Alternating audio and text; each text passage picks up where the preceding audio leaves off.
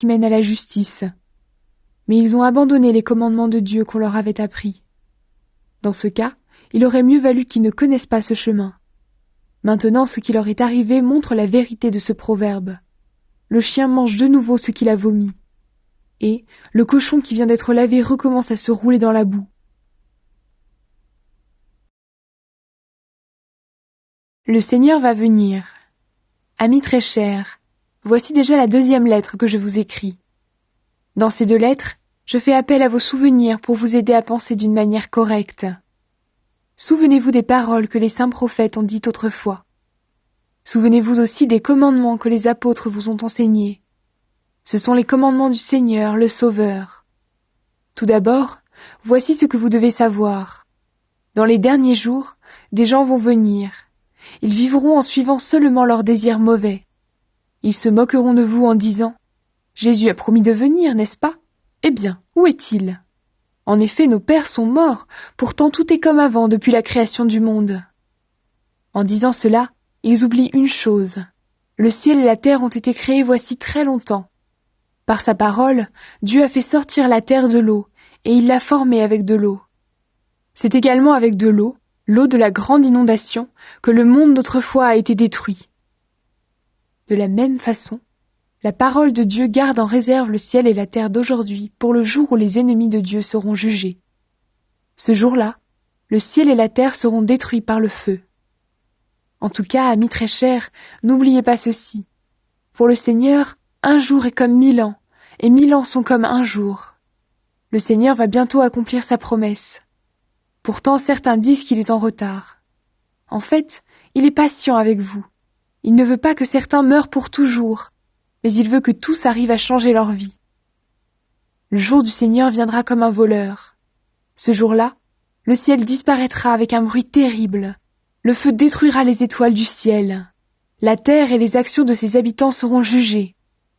Puisque tout cela doit disparaître, vous comprenez bien quel genre de vie vous devez mener. Vous devez vous conduire comme Dieu veut et lui rester fidèle. Vous attendez que le jour de Dieu arrive et vous souhaitez qu'il vienne vite. Ce jour-là, le feu détruira le ciel et les étoiles fondront dans une chaleur brûlante. Dieu a promis un ciel nouveau et une terre nouvelle où la justice habitera. Oui, c'est ce que nous attendons. Appel à faire attention. C'est pourquoi, amis très chers, en attendant ce jour, faites des efforts pour être sans défaut et sans tache, en paix avec Dieu. Et dites-vous une chose, c'est à cause de la patience du Seigneur que vous pouvez être sauvés. Voilà ce que Paul, notre frère et notre ami, a voulu vous dire dans ses lettres. Il le dit avec la sagesse que Dieu lui a donnée. C'est ce qu'il écrit dans toutes ses lettres quand il parle de ce sujet. Il y a des passages difficiles à comprendre, alors les gens qui sont ignorants et sans formation en changent le sens. Ils font d'ailleurs la même chose avec d'autres passages des livres saints. En agissant ainsi, ils se détruisent eux-mêmes. Mais vous, amis très chers, maintenant je vous ai prévenus. Faites donc attention, ne vous laissez pas tromper par les erreurs des ennemis de Dieu. Ainsi vous pourrez rester solide dans la foi. Que l'amour et la connaissance de Jésus-Christ, notre Seigneur et notre Sauveur, grandissent en vous. Rendons-lui gloire, dès maintenant et pour toujours. Amen. La parole de Dieu donne la vie. Nous vous annonçons la parole qui donne la vie et qui existe depuis toujours. Nous l'avons entendue, nous l'avons vue de nos yeux, nous l'avons regardée avec attention, nous l'avons touchée de nos mains. Oui, la vie s'est montrée et nous l'avons vue. Nous en sommes témoins et nous vous annonçons cette vie avec Dieu pour toujours. Elle était près du Père et elle s'est montrée à nous.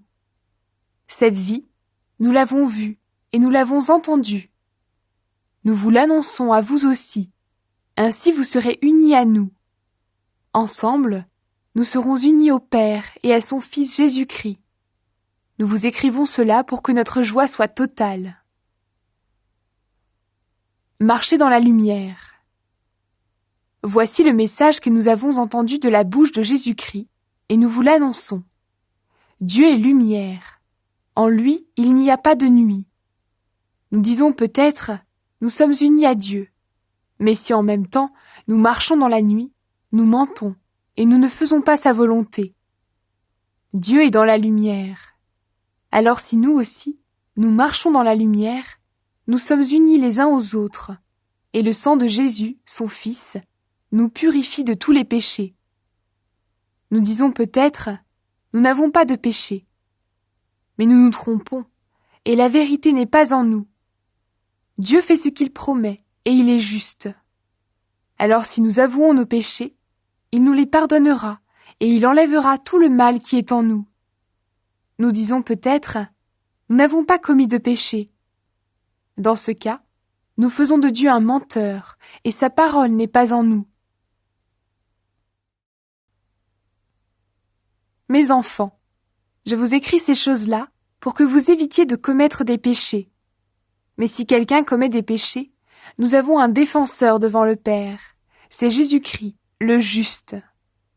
Lui, il s'est offert en sacrifice pour que Dieu pardonne nos péchés. Et Dieu pardonne non seulement nos péchés à nous, mais aussi les péchés du monde entier. Le commandement nouveau.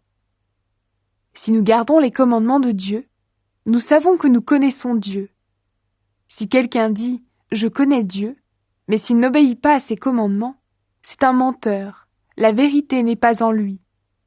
Mais celui qui obéit à la parole de Dieu, son amour pour Dieu est vraiment parfait.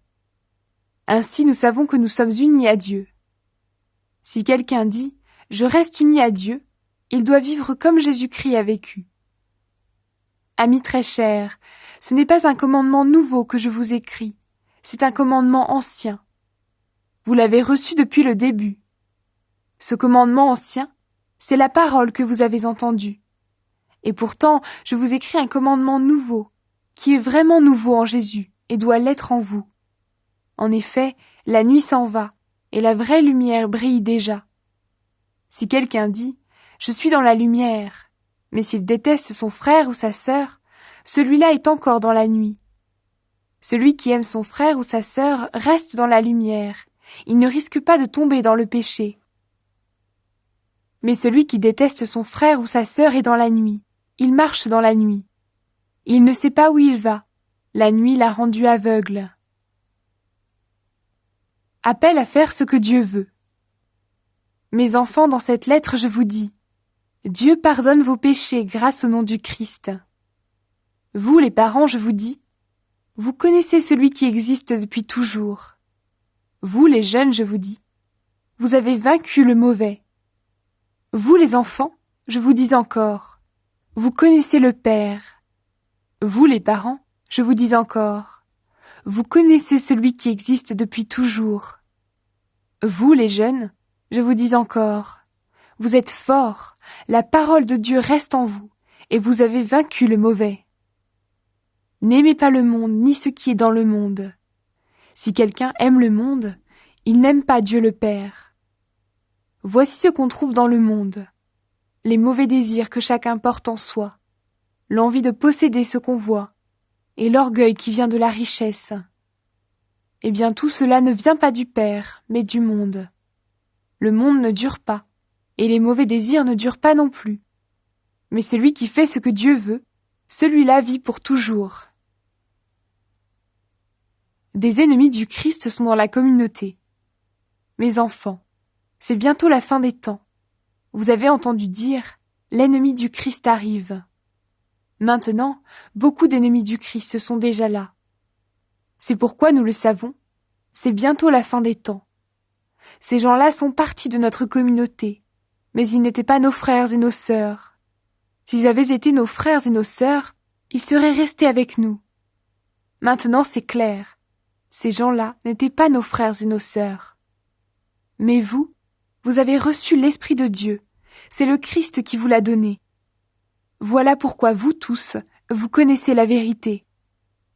Je ne vous ai pas écrit, vous ignorez la vérité, mais je vous ai écrit, vous connaissez la vérité, et aucun mensonge ne peut venir de la vérité.